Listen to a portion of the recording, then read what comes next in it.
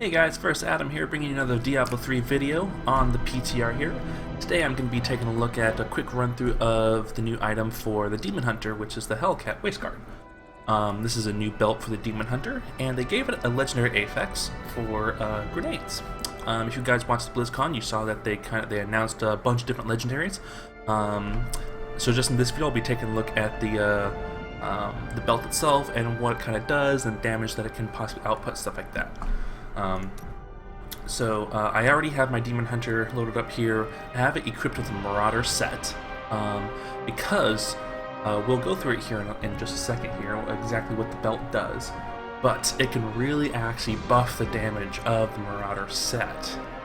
So it's pretty cool. There's a lot of different builds you can do with this one here. So this is the one that I've tested out that I've liked so far, that's my most favorite one, because my favorite set for the Demon Hunter is actually the Marauders. Absolutely love it. But it just kind of fell off in damage. So, the belt that we have here, I actually have it cubed. But to just kind of take a look at it, Hellcat Waistguard, your grenades have a chance to bounce up to between 3 and 5 times, because I cubed it, I get the maximum bonus here, 5 times, dealing an additional 50 damage on each bounce. Every time a grenade bounces, the damage is increased by 50%. On the very last bounce, the damage is increased by 800%, which is a god-awful amount of damage, especially when you have a ton of grenades, and I'll show you how you can actually effectively make this work here. I don't have quite the most optimal gear. I mean, I have almost perfect rolls on all my Marauder set here, but I have subpar rolls for my Bombardier's Rucksack, and I don't even have exotic, or Inksim, sorry, Inksim Manicore here. But there are other things that I can kind of roll around a little bit, but this is the best build I've come up with so far. I was able to, previously before this, using this belt here, this build that I had with the current gear, the only difference is I had the helmet here for the Demon Hunter, where is it? The Visage of Goons for the increased toughness whenever I use Vengeance. But, so you do lose that.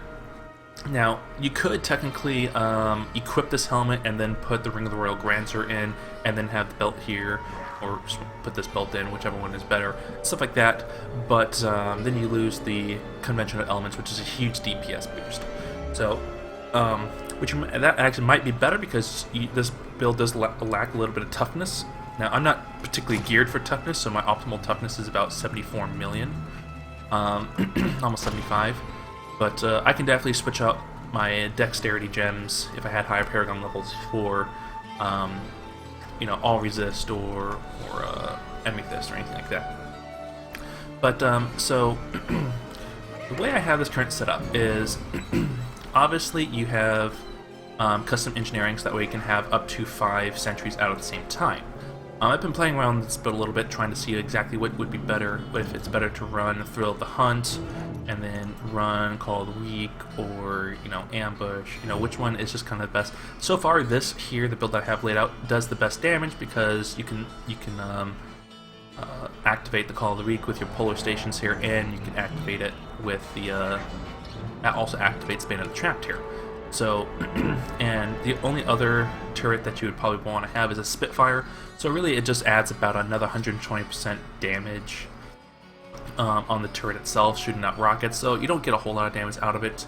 By far, having both Call of the Week and Ambush up at the same time gives you a higher DPS than switching these two Spitfire turrets.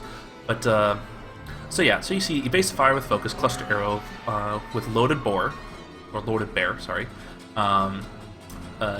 Fire a cluster arrow that explodes for 850% weapon damage as fired into a series of 4 additional grenades that explode for 250% weapon damage as fire. So normally, cluster arrow does 650% weapon damage with the grenades, but you do Loaded Bear, and then increase it to 850.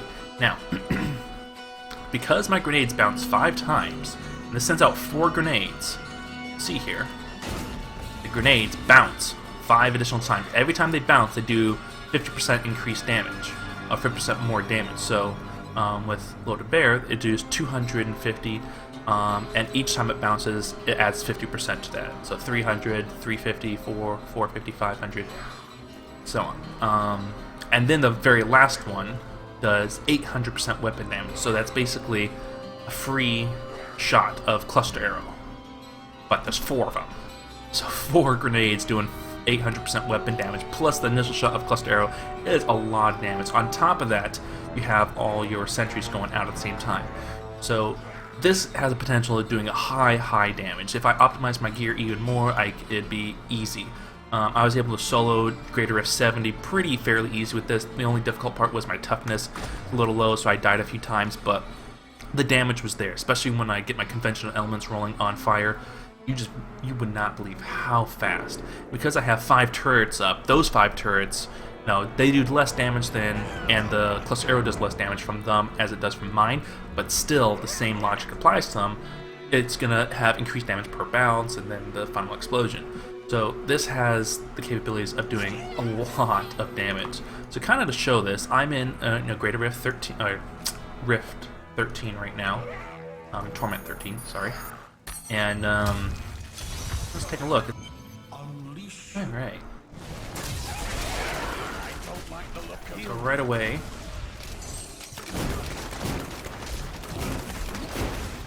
and let me just get to.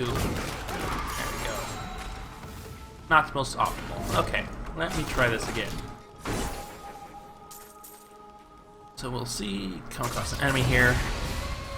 I mean, it pretty much one-shots anything. Yeah, the grenades do just as much damage as anything else. As the little cluster arrow shot, everything. Makes it super easy. I mean, the damage that this outputs is so nice.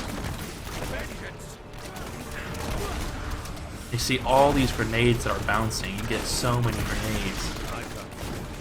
And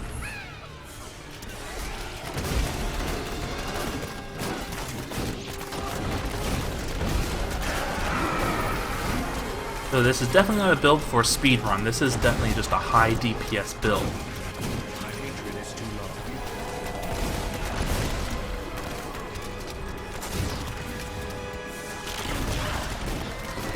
See all these grenades that are bouncing all over the place.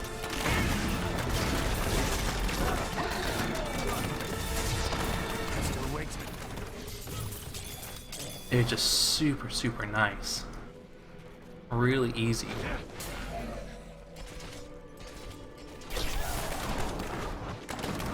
more time.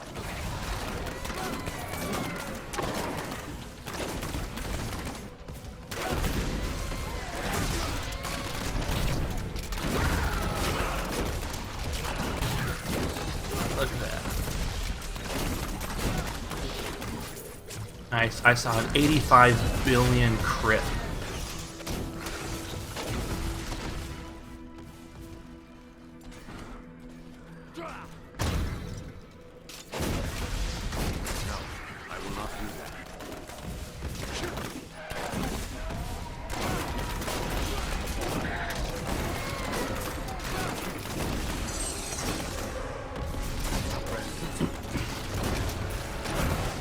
Back in the day when this is the only sets, it's just this. I just love this set. It's just so much fun having your pets, having everything that you do out. It's just really nice. With conventional elements, that just melts anything that you have there. And the crowd control on this is amazing. So another thing that you could also do to kind of help with crowd control is switch like Ambush or Call of the Week or something to Grenadier, because this increases the damage of all grenades by 10%, increases the explosion radius by 20%. So this can actually increase your damage, but also increase the explosion radius here, helping you clear faster and quicker.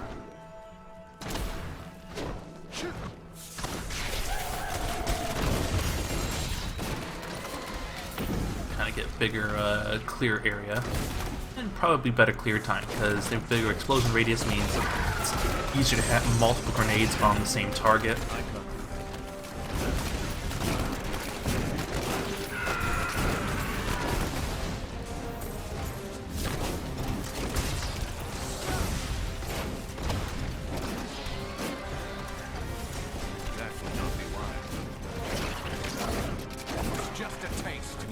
hatred.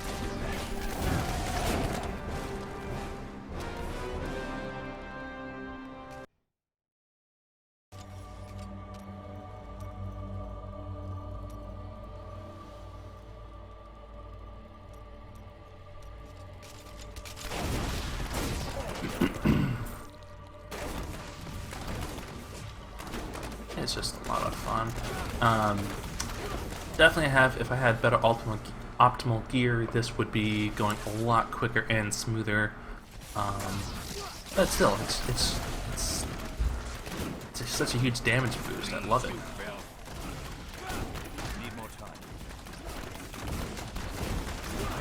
Once you start getting the now this really shines on single target damage. You'll see when we get the Rift boss coming up here.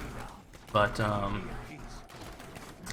it's because once you start getting a lot of these grenades stacking, and you got 16 of them exploding for 800% weapon damage every second on top of the initial impact of your cluster arrow, I've never seen a Rift boss, even in Greater Rifts, drop as quickly as this.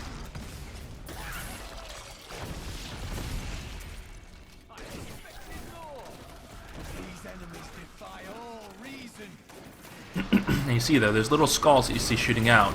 That's now the new reflect damage.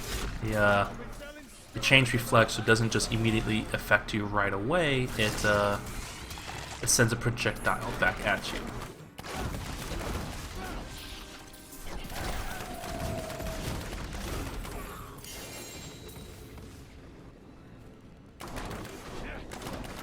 And they did lower the density of mobs in rifts now, but they increased the density of greater rifts as well.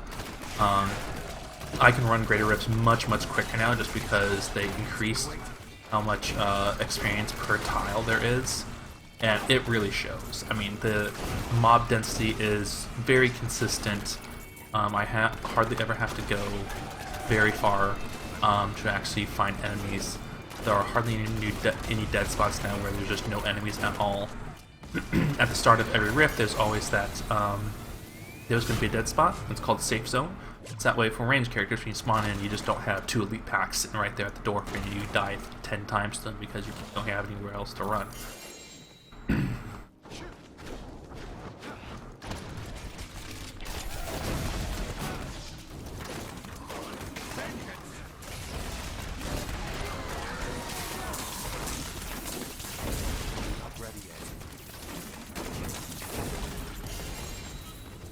Yeah.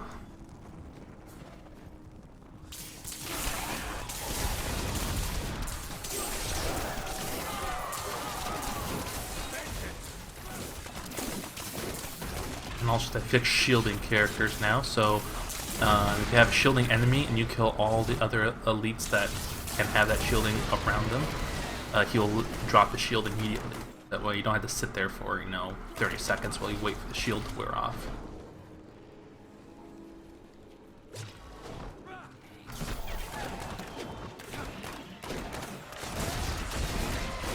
Another thing I love about this build is, even though I have turrets way back there, they're still firing. I don't have to set them up on each one. But the way I have my build set up, it's best to do so that way they proc Bane of the Trapped and Call of the Peak.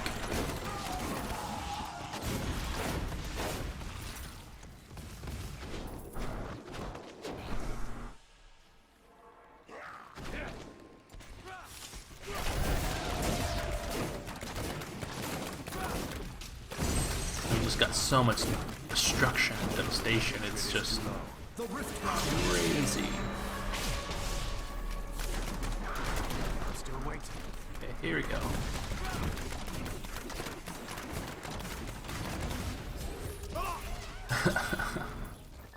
Nice. Yeah, I mean, even though this is only T13, it's equivalent to a GR60, I believe. But yeah, so that's kind of the new Hellcat Waistguard belt. But anyway, that's really the taking a look at that belt there. I thoroughly enjoy it. I like it a lot. I'm going to be using it a lot more, especially in the Marauder set here. Plan on getting better gear, seeing how high I can actually push greater rifts. So But yeah, that's really about it for this video. More changes are going to be coming to the PTR. This is just introductory changes. A lot more are going to be coming. They haven't introduced the armor yet or into the PTR, but it will be coming. So stay tuned for other videos. I will be running through each of the unique items on each character for all classes. So keep an eye out for those videos. And as always, give this video a thumbs up if you liked it. Leave a comment if you have any suggestions or any ideas that you want me to try. And as always, thanks for watching.